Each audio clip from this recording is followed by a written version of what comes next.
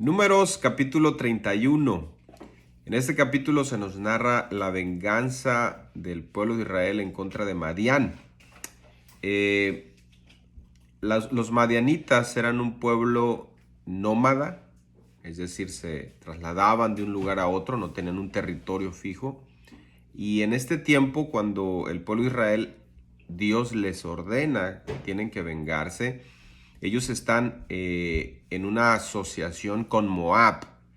Recordemos a Balac, que era el rey de Moab, que trató de maldecir al pueblo de Israel. Bueno, ellos, los madianitas, ahorita en este momento estaban asociados con los moabitas. De hecho, ellos fueron parte de lo que sucedió en Números 25, cuando los hombres del pueblo de Israel cayeron en inmoralidad sexual con las moabitas. Dentro de ellos estaban las madianitas. Entonces Dios le ordena a Moisés, antes de que muriera, es muy interesante, porque dice, haz la venganza de los hijos de Israel contra los madianitas, después serás recogido a tu pueblo. Es decir, antes de que fallezcas, antes de que mueras, él le ordena a Dios, a Moisés, que hiciera él mismo con el pueblo de Israel la venganza contra los hijos de Israel. Generalmente nos sentimos incómodos cuando se habla de venganza, y eso es porque a veces tenemos una mala enseñanza de la Escritura. Dios nos ordena que nosotros no debemos vengarnos, porque la venganza es de Él. O sea, Él es el único que puede tomar venganza. Y en este caso, Él está diciendo, la venganza es mía, ¿verdad? Él está ordenando la venganza. No sé si me explico.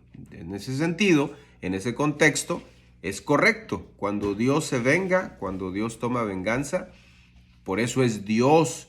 Si no, de otra manera no sería Él Dios. Y Él es justo y es perfecto.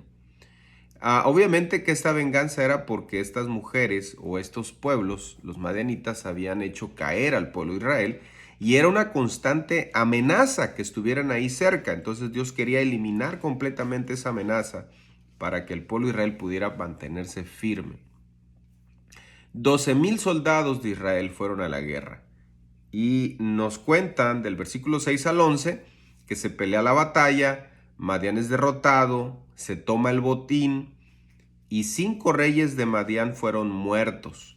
Y también Balaam, el profeta, el falso profeta que quiso maldecir a Israel, dice que fue matado a espada. Es decir, que Balaam, quien había planeado la estrategia por lo cual Israel sería seducido a la inmoralidad sexual y a la idolatría, fue por consejo de él a Balac que ellos cayeron.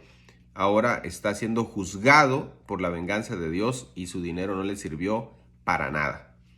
De los versículos 12 al 20 se nos narra que Moisés se enoja contra Israel cuando los soldados se quedan con las mujeres de Madián. ¿Por qué habéis dejado con vida a todas las mujeres?, les pregunta enojado. Moisés estaba enojado porque los hijos de Israel no veían el peligro de la inmoralidad sexual e idolatría que representaban estas mujeres, que antes ya habían conducido a los hombres de Israel a estos mismos pecados. Y muchas veces como cristianos así somos de, entre comillas, ingenuos, porque no nos alejamos de las potenciales amenazas que nos van a hacer caer. Y por eso Moisés se enoja y dice, ¿qué no están pensando? Estas mujeres los hicieron caer antes, ¿por qué los trajeron con vida?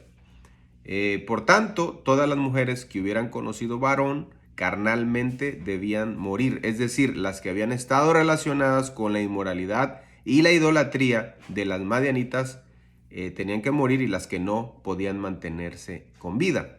También hay una parte aquí interesante: a todos los varones de entre los niños tenían que morir.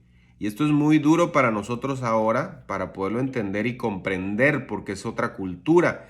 Pero en esa cultura antigua los niños se habrían convertido en hombres con la solemne responsabilidad de vengar la muerte de sus padres y perpetuar la cultura madianita. Es decir, que iban a estar en constante amenaza los israelitas, porque estos niños iban a tomar venganza, se iban a acordar de esta muerte, de esta matanza. De los versículos 21 al 24 se nos habla de la purificación del botín, algo que también podemos aprender nosotros, que no todo lo que traemos del mundo puede glorificar a Dios. Hay cosas, hay elementos, tecnología, música que podemos usar, pero hay cosas que no, porque se tiene que purificar para la entrega a Dios. Y aquí es lo que se hizo, lo que se podía purificar se purificaba, y lo que se tenía que eliminar, que no se puede purificar, se eliminaba. Así mismo debe ser con las cosas de Dios. De los versículos 25 al 54, ya por último, el botín se divide entre los soldados y la nación en general. Los soldados reparten el botín y le dan a Jehová su parte. Habitualmente el botín solo pertenecía a los soldados, pero Dios no quería que estos soldados fueran saqueadores o piratas, ¿verdad? O mercenarios. Entonces ordenó que también dieran parte del botín al pueblo que no peleó. Él estaba cambiando la mentalidad de estos hombres para que no fueran a pensar de más, ¿no? Porque esta no era una guerra para andar saqueando pueblos, era una guerra de venganza y para eliminar esta amenaza que tenía el pueblo de Israel. También dice en el verso 52, todo el oro de la ofrenda que ofrecieron a Jehová. Una parte del botín debía ser dada al Señor, porque Dios quería que Israel tuviera un corazón generoso, tanto para su pueblo como para Dios mismo.